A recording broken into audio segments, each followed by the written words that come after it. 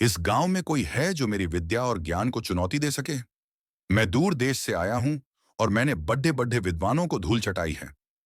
अगर कोई है तो आए और प्रश्न पूछे, नहीं तो मान लो कि तुम सब मूर्ख हो। कितना घमंड है। पर यह तो सच में बड़ा ज्ञानी लगता है। कोई गलती से भी पंडित जी से उलझना मत, बेइज्जती होगी। रामू कोने से शांत होकर पंडित को देखता है। रामू भीड़ से निकलता है और मंच की तरफ बढ़ने लगता है। अरे, ये मूर्ख रामू कहाँ जा रहा है? इसे तो अक्षर ज्ञान भी ढंग से नहीं है। हाँ हाँ हाँ, कौन? ये साधारण सा आदमी? लगता है आज मेरी जीत बहुत आसान होगी।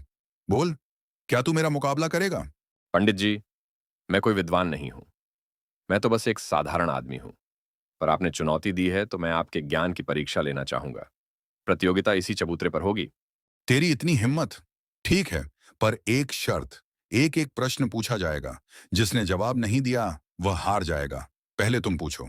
पंडित जी, मेरा पहला प्रश्न सरल है। यह बताइए कि जो आंख से देखा ना जा सके, कान से सुना ना जा सके, मन से सोचा ना जा सके, उसे क्या कहते हैं? यह कैसा प्रश्न है? यह तो वेदों या शास्त्रों में नहीं है। क्या यह कोई पहेली है? यह मूर्ख आदमी मुझे फंसा रहा है। यह कोई ज्ञान का प्रश्न नहीं है। यह तो सिर्फ एक फालतू की पहेली है। मैं इसका उत्तर नहीं दूंगा। आप हार गए पंडित जी। इसका उत्तर है ब्रह्म। क्योंकि ब्रह्म को इंद्रियों से नहीं जाना जा सकता, केवल अनुभव से। यह तो मूल विद्या है। गांव वाले उत्साहित होकर फुसफुसाते हैं। पंडित घमंड में आकर दूसरा प्रश्न पूछता है। अच्छा, अब मेरा सुनो। किस शास्त्र के अनुसार मनुष्य का अंतिम लक्ष्य मोक्ष मोक्ष की प्राप्ति है और वह किस मार्ग से संभव है? रामू तुरंत जवाब देता है। पंडित जी, यह हर शास्त्र में लिखा है, जैसे उपनिषद और गीता में। मोक्ष का मार्ग केवल ज्ञान, कर्म और भक्ति के संतुलन से संभव है। परंतु आप सिर्फ ज्ञान पर घमंड करते हैं, इसलिए आप अंतिम लक्ष्य को भूल गए। मैं हार गया, साधारण रामू।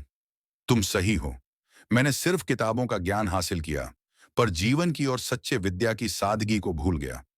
ज्ञान पर घमंड करना ही मेरी सबसे बड़ी मूर्खता थी। गांव वाले रामू को घेर लेते हैं और खुशी मनाते हैं। माफ कर दो रामू, हमने तुम्हें मूर्ख समझा, पर तुम तो असली ज्ञानी निकले। नहीं भाइयों, ज्ञान कहीं बाहर नहीं, बल्कि विनम्रता और सादगी में छिपा है।